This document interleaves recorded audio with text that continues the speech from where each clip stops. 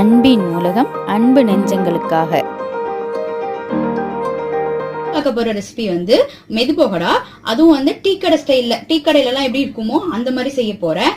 நிறைய பேர் டீ கடையில சாப்பிட்டுருப்பீங்க, ஆனா வீட்டுல ட்ரை பண்ணா வராது. அதுல என்னென்ன டிப்ஸ் எல்லாம் ஃபாலோ பண்றாங்கன்னு நான் சொல்றேன். இத மாதிரி ட்ரை பண்ணுங்க, ரொம்ப சூப்பரா இருக்கும். அதுவும் இப்ப மழை எல்லாம் பெய்யுது, இந்த மாதிரி சூடா வச்சு சாப்பிட்டீங்கன்னா செம்மையா இருக்கும். ஈவினிங்ல இந்த பக்கோடாவும் டீ இருந்துச்சுன்னா பக்காவான காம்பினேஷனா இருக்கும். ட்ரை பண்ணி பாருங்க.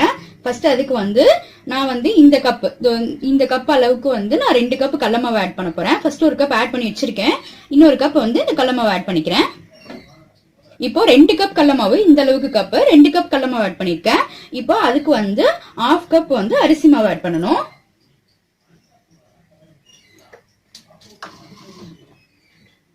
½ கப் வந்து அரிசி மாவு நான் இதுல எடுத்து வச்சிருக்கேன், அதை ஆட் பண்ணிக்கிறேன்.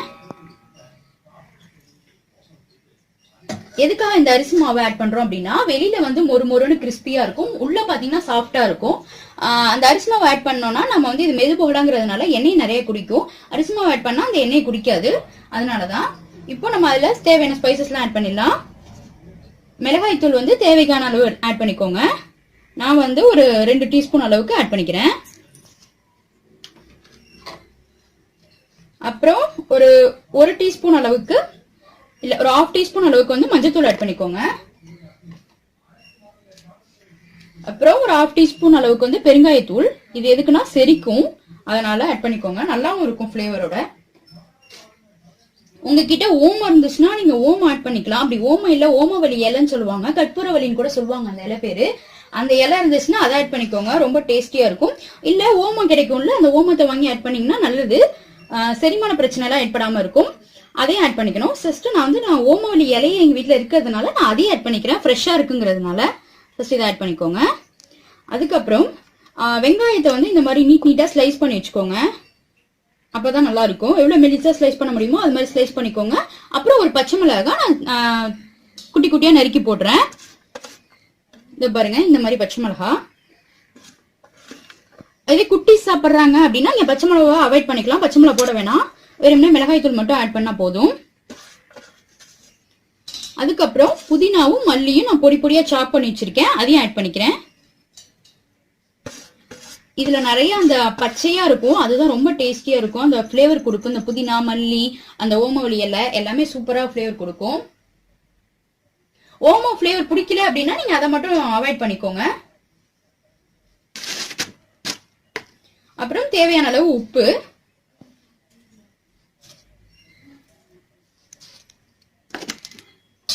இதை ஃபர்ஸ்ட் போட்டு நல்லா மிக்ஸ் பண்ணிடுங்க இப்படி கையால.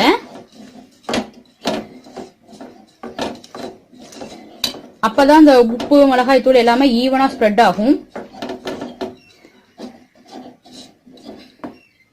இப்படி மிக்ஸ் பண்ணிட்டு இதுல நம்ம தண்ணி ஆட் பண்ணி மிக்ஸ் பண்ண வேண்டியதான். தண்ணி வந்து இதுக்கு ரொம்ப பார்த்து ஆட் பண்ணணும்னு அவசியம் கிடையாது, ஏன்னா நம்ம மொறுன்னு பகோடா எடுக்க போறோம், அந்த கரம் பகோடான்னு சொல்லுவாங்களா, அந்த மாதிரி எடுத்தாதான் நம்ம வந்து தண்ணி கம்மியா யூஸ் பண்ணணும். இதுக்கு கொஞ்சம் தண்ணி தாராளமா இருந்தா நல்லா இருக்கும், அப்பதான் அந்த சாஃப்ட்னஸ் உள்ள கிடைக்கும். ஸோ பிசைஞ்சு பார்த்துக்கோங்க. நான் இப்ப பிசைஞ்சிட்டு எந்த அளவுக்கு இருக்கணும்னு சொல்றேன். இப்ப பாருங்க, நான் பிசைஞ்சிட்டேன், இந்த மாதிரிதான் இருக்கணும். இப்படி பண்ணா இப்படி விழணும், அதுக்குன்னு ரொம்ப தண்ணியை விட்டுட்டீங்கன்னா நல்லா இருக்காது, இந்த மாதிரி இருக்கணும். இதை வந்து நீங்க எப்ப போட போறீங்களோ அப்ப மட்டும் பிசைஞ்சுக்கோங்க. இதே முன்னாடி பிசைஞ்சு வச்சுட்டு கொஞ்சம் லேட்டா போட்டீங்கன்னா அது இன்னும் தண்ணி ஆயிடும், அதுக்குதான் சொல்றேன். இந்த மாதிரிதான் இருக்கணும். பாத்துக்கிட்டீங்களா? இந்த பதத்துக்கு இருந்தாதான் அது உள்ள சாஃப்டா இருக்கும், வெளியில கிறிஸ்பியா இருக்கும். ரொம்ப தண்ணி ஆட் பண்ணிடாதீங்க, இது மாதிரிதான் இருக்கணும். இப்போ நம்ம இதை வந்து எண்ணெயில போட்டு ஃப்ரை பண்ணிடலாம். நான் வந்து எண்ணெயை நல்லா காய வச்சுட்டேன். எண்ணெய் நல்லா காஞ்சதும் போடுங்க, காயறதுக்கு முன்னாடி போட்டீங்கன்னா எண்ணெயை குடிக்கும். இதெல்லாம் தான் ஒரு சின்ன டிப்ஸ் நம்ம ஃபாலோ பண்ணோம்னா அதே மாதிரி நமக்கு அந்த கேஸ்லயே பகோடா கிடைக்கும். இப்ப பாருங்க, எண்ணெய் காஞ்சிருச்சு. இல்லைன்னா இப்படி கொஞ்சோண்டு போட்டு பாருங்க, செக் பண்ணி பாருங்க காஞ்சிருச்சா இல்லையான்ட்டு. இப்படி போட்டீங்கன்னா அது மேல எலும்பி வரணும். அது மேல வந்துருச்சு அப்படின்னா என்ன காஞ்சிருச்சுன்னு அர்த்தம். பாருங்க, அது இன்னும் வரல, இன்னும் கொஞ்ச நேரம் இருக்கட்டும்.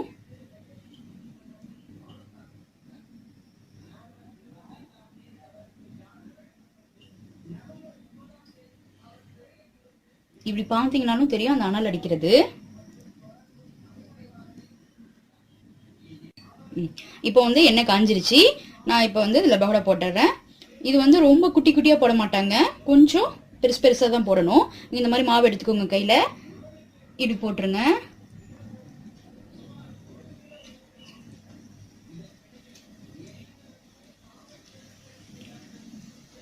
இந்த பக்கோடா பிடிக்காதவங்களே இருக்க மாட்டாங்க, குட்டீஸா இருக்கட்டும் பெரியவங்களா இருக்கட்டும் எல்லாருக்குமே ரொம்ப பிடிக்கும்.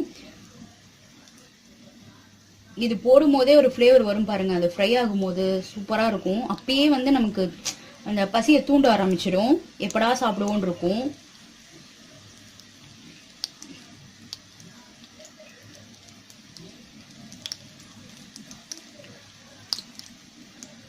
நான் செக்கு கல்லை யூஸ் பண்றதுனால இது பொங்குது, அது ஒன்றும் பிரச்சனை இல்லை.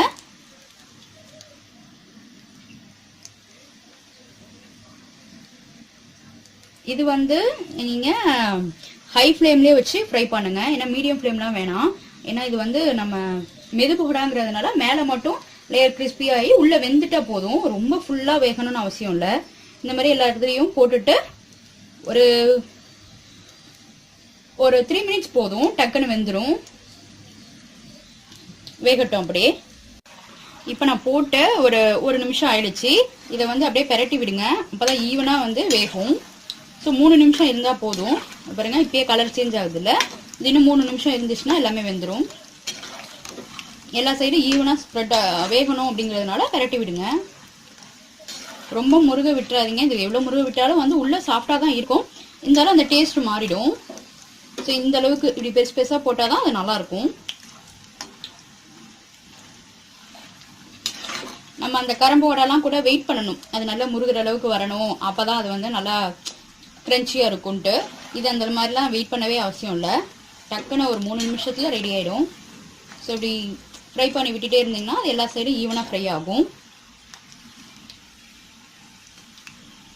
இன்னும் ஒரு 2 மினிட்ஸ் வெயிட் பண்ணால் போதும்.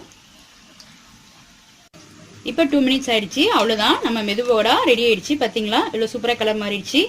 இப்போ நம்ம அதை வந்து நல்லா எண்ணெய் இப்படி வடிகட்டிட்டு பிளேட்டில் மாற்றிக்கலாம்.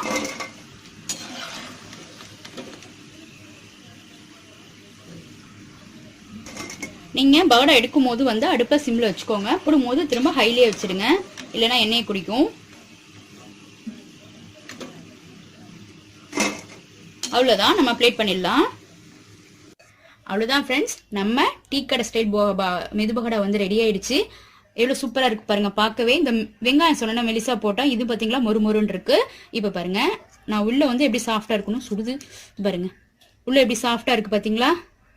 உள்ள சாஃப்டாக இருக்கும், வெளியில கிரன்ச்சியாக இருக்கும், ரொம்ப டேஸ்டியாக இருக்கும். ட்ரை பண்ணி பாருங்க. ட்ரை பண்ணி பார்த்துட்டு உங்களுக்கு பிடிச்சிருந்தா என் சேனலை லைக் பண்ணுங்க, கமெண்ட் பண்ணுங்க, சப்ஸ்கிரைப் பண்ணுங்க, ஷேர் பண்ணுங்க. Thank you friends.